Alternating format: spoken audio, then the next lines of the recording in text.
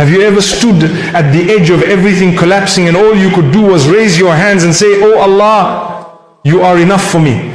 Have you ever experienced that moment when everything you relied upon, people, wealth, plants fell apart and all that remained was your connection with your Maker? That moment is not your defeat.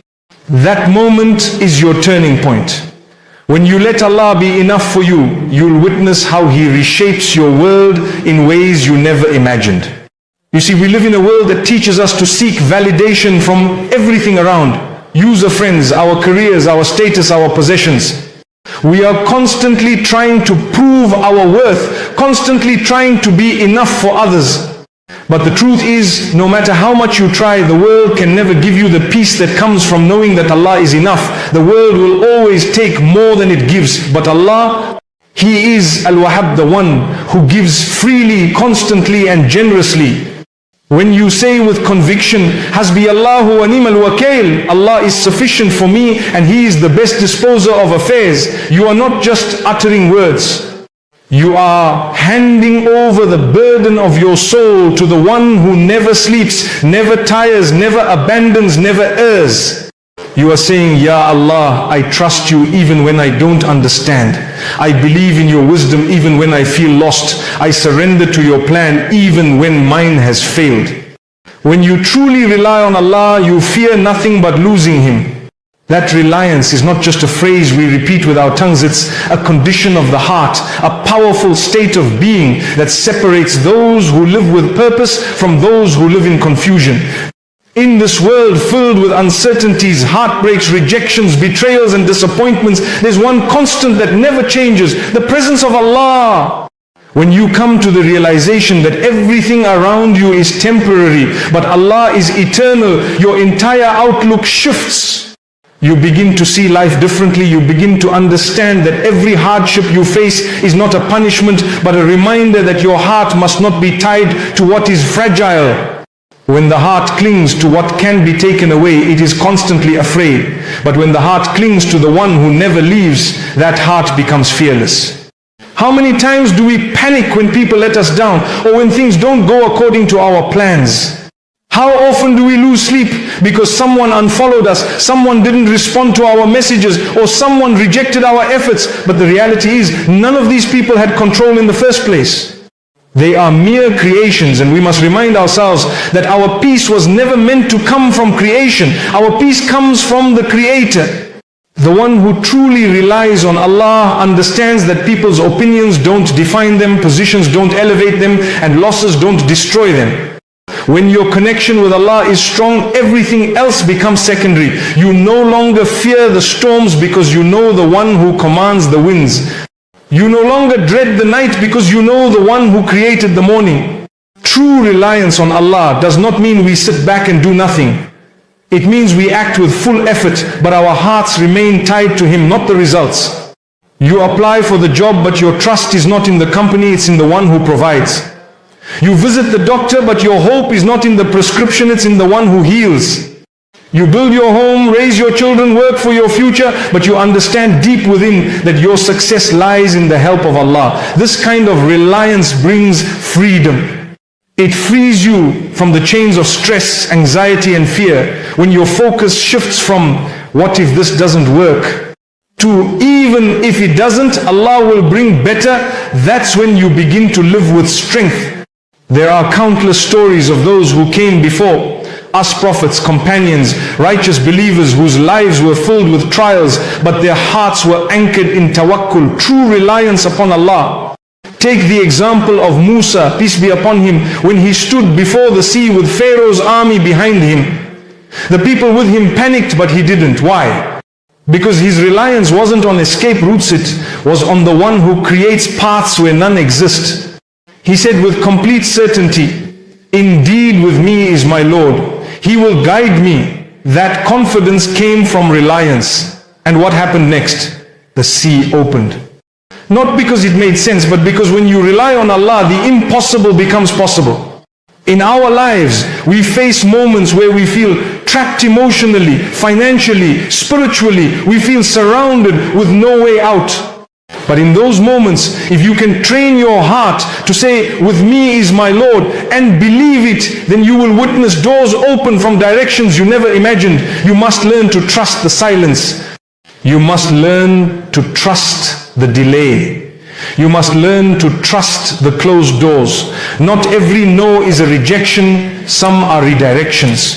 Not every delay is a denial, some are divine timing. But only those who rely on Allah can see that clearly. When reliance becomes your foundation, your entire demeanor changes. You speak differently, you think differently. You walk with dignity, not because of arrogance, but because you know your worth is defined by your Creator, not by the creation. You serve others, but you don't become enslaved to their praise or wounded by their criticism. You do good not for recognition, but because it pleases the one who sees it all. You don't lose yourself chasing temporary happiness because your joy is rooted in something permanent. There is a tranquility that comes with letting go of control. You plan, but you also surrender. You prepare, but you also pray. You try, but you also trust. This balance is the secret of those who live peacefully in a chaotic world. The ones who smile through hardship are not naive. They are aware of the pain, but they are more aware of the one who manages their affairs. They cry in sujood and walk out with calm hearts, not because their problems disappeared, but because their trust in Allah grew deeper. That is the essence of true reliance. He who brought you this far will not abandon you now. Look back at your life. Think of every moment you thought you couldn't move forward, every time you felt like giving up, every tear you shed in secret, every prayer you whispered through trembling lips. You made it through. Not because you had all the answers, but because Allah carried you. Even when you didn't realize it, even when you doubted yourself, even when you were far from Him, He never let you go. He brought you through pain, through loss, through fear, through loneliness, and He placed you here today. Why would He abandon you now? We often look at our current struggles and forget our past victories. We panic because we forget how far we've come. We think we are alone because we forget how many times Allah made a way when there was none. That job you got when you thought you had no chance, that healing that came when you were breaking, that strength you found when you were falling apart, all of it was from Him. So why now, in this new difficulty, would you believe that He will leave you? Allah's love is not seasonal. It's not based on how many good deeds you've done this week or how pious you look in front of others. His love is consistent, patient, merciful. He sees the goodness in your heart even when the world only sees your mistakes. He knows your efforts even when no one acknowledges them. He hears your dua even when your voice is silent. He is not like the people who give up on you. He never tires of forgiving, never tires of helping, never tires of lifting you when you fall. So stop thinking you're too far gone. Stop thinking your problems are too big. The one who created the stars, the oceans and the skies can surely handle your life. But there's something important to understand. The help of Allah does not always come in the way we imagine. Sometimes it comes through ease, and sometimes it comes through tests.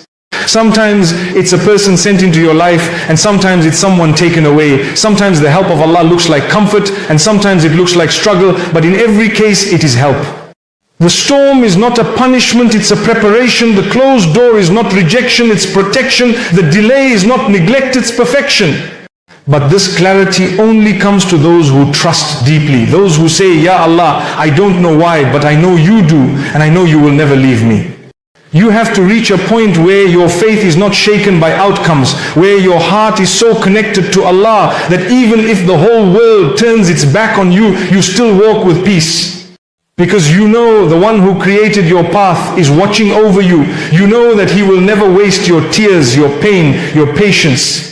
Every single moment you endure is being recorded by the most just, the most merciful, and what He has prepared for you in return is far greater than anything you've lost. You may not see the wisdom now. You may be struggling to understand why things happen the way they did, but that's okay. You're not supposed to understand everything immediately. You're supposed to trust. Just like a child doesn't understand why the medicine tastes bitter, but takes it because they trust their parent, you must trust Allah, even when the decree feels heavy. He sees what you don't, He knows what you don't, and He loves you more than you love yourself. Whenever you feel overwhelmed, remember this: Allah did not bring you this far to leave you. He brought you here so you can rise even higher, so you can become stronger, wiser, purer, so you can draw closer to Him. Every difficulty is an invitation to return, to reflect, to reconnect. Don't waste that opportunity by focusing only on the pain. Look beyond it. See what it's doing for your heart. Let it teach you, let it soften you, let it lead you back to the one who never left. True freedom is in surrendering to the one who controls it all. We live in a world where everyone is running after control of time, control of people, control of outcomes, and control of their future. But the irony is, the more we try to control, the more restless we become. The more we try to hold on to everything, the more it slips away. That's because we were not created to control everything. We were created to submit to the one who does. And it is in that surrender that we discover peace. A peace that the world cannot give. A peace that material possessions cannot provide. A peace that is not tied to circumstances but to your relationship with your Creator. When you finally surrender your heart and say, Ya Allah, I don't have the power, but you do, that is when your heart breathes freely for the first time. When you acknowledge that your job, your family, your health, your wealth, all of it is from Him and under His control, that is when the shackles of anxiety begin to break. We often think that freedom means being able to do what we want, when we want, how we want, but look around. Those who follow every desire, those who try to live without boundaries, are often the most broken inside. Their hearts are restless, their souls are empty, and their lives feel meaningless. That's because the soul was not created to follow whims. It was created to worship. And when it is detached from its purpose, it suffers. True freedom isn't about doing whatever pleases the self. True freedom is being liberated from what enslaves the self. When you are no longer a slave to people's opinions, to society's expectations, to worldly attachments, and you become a servant of the most merciful, then and only then are you truly free. Surrendering to Allah doesn't make you weak, it makes you strong. It allows you to walk through the tests of life without being crushed. You stop fearing loss because you know the one who can restore. You stop panicking over outcomes because you know the one who controls results. You stop stressing about the future because you know who holds it. This is the strength of faith. And that faith grows every time you let go and let Allah take over. It grows every time you cry in prayer, not because you're defeated, but because you finally stopped fighting the qadr of Allah. The moment you say, I submit, I trust, I surrender, that is the moment your heart begins to heal. Because now, instead of carrying the burden alone, you're placing it with the one who never gets tired. Sometimes Allah takes away from us to remind us who we belong to. Sometimes He withholds to redirect us. Sometimes He tests us to purify us. And sometimes He delays us to protect us. If you don't understand it now, that's okay. You're not meant to understand everything immediately. You are meant to trust. You are meant to keep walking with faith even when the road is foggy. You are meant to say, if my Lord brought me here, then He has a reason. And if I stay close to Him, I'll be okay.